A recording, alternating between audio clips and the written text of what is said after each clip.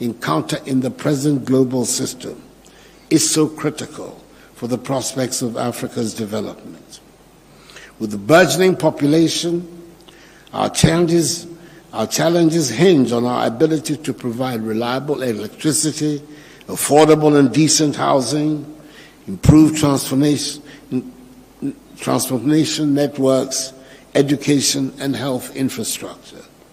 Without this, we will be staring down again the possibility of a lost decade, characterized by suboptimal GDP growth.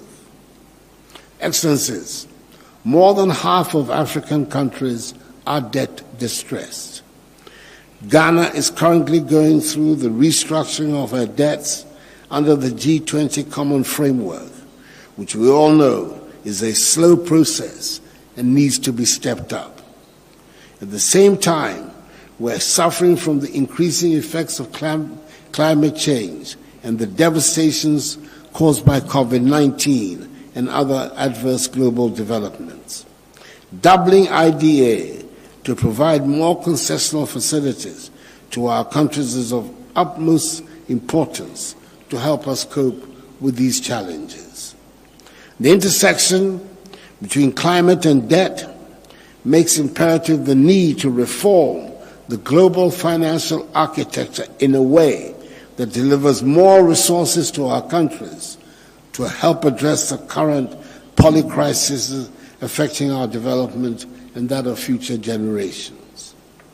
Therefore, the time has come for us to redouble our efforts, to recommit ourselves to the principles of solidarity and shared responsibility, and to unlock the full potential of the IDA.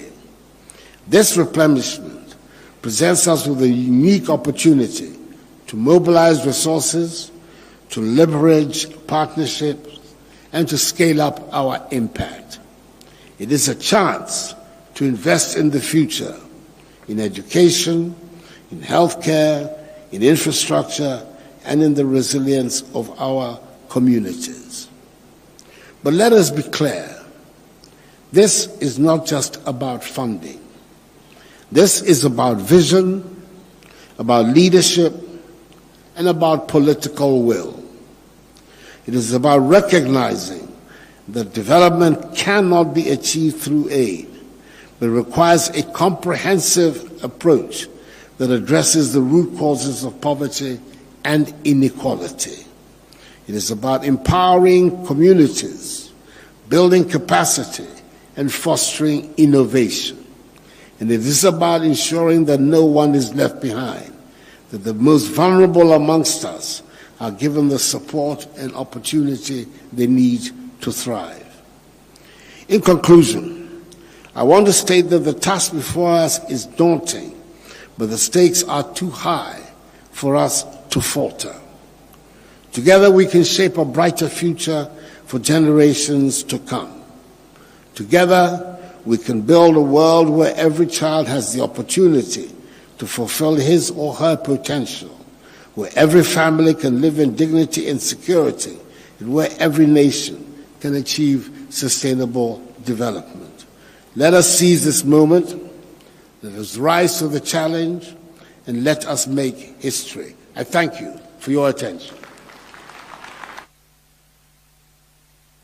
Thank you, Your Excellency. Allow me to call on the President of the Federal Republic of Somalia, His Excellency Hassan Sheikh Mohammed.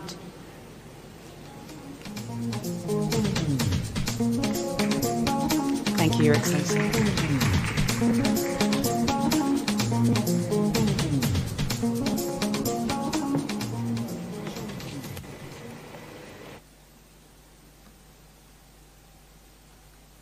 Good morning, Your Excellencies. Your Excellency Dr. William Ruto, President of Federal Republic of Kenya, His Excellency Mohammed Ghazwani, the President of the Islamic Republic of Mauritania and the Chairperson of African Union, Your Excellencies, fellow African leaders and heads of states, His Excellency, Your Excellency Mr. J. Banga, the President of the World Bank, Excellencies, ladies and gentlemen. As an opening, it is an honor and privilege to participate in this great occasion of the discussion of the African leaders on the future of financing of our common development agenda with the President of the World Bank, his senior leadership team, and donors. Instead of well-replenished IDA21 means more opportunity for investment, job creation, economic growth, and effective response to the devastating global shocks like the climate change, which hampers all our progress despite our minimal contribution as a continent. Essentially, in this age of increasing global uncertainty, socio-economic, political, and security risks like the Red Sea crisis, as well as the enormous development financing need, we must ensure IDA21 becomes the main vehicle to support sustainable development. Without this, almost all developing low-income nations will struggle to deliver progressive changes from the offset. I wanted to thank the government and the Republic of Kenya and His Excellency President William Ruto for hosting this critical meeting on IDA21 replenishment and for bringing us all together. I also wanted to recognize the visionary leadership of His Excellency Ajay Bang, the President of the World Bank Group, who has demonstrated that he is firmly committed to leading a responsive bank that delivers results through the evolution roadmap. It is encouraging that the World Bank is listening, learning, innovating, and acting to provide a tailored context-specific support for our most urgent priorities to spark growth in Africa. Somalia and IDA for Somalia.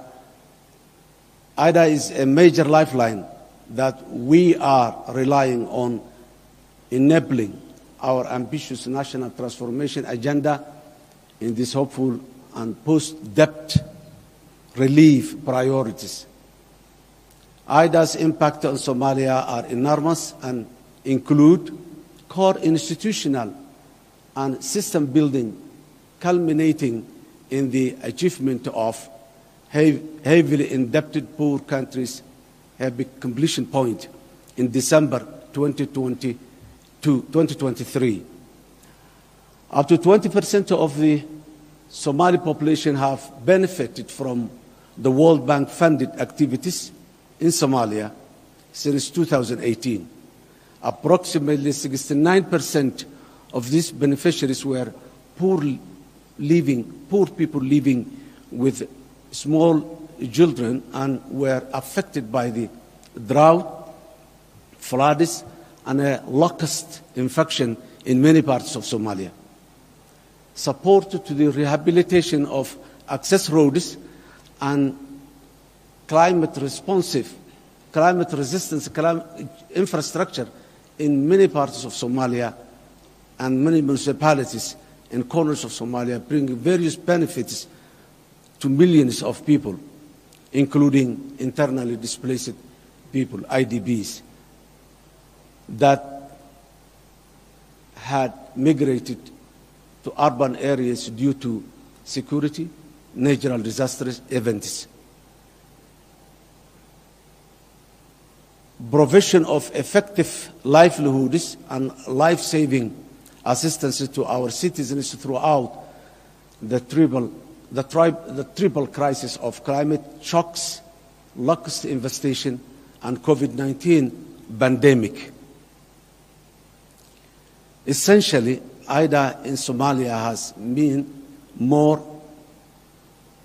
more vulnerable people out of extreme poverty, more social protection, and women and children are focused on supporting government institutions by helping those vulnerable.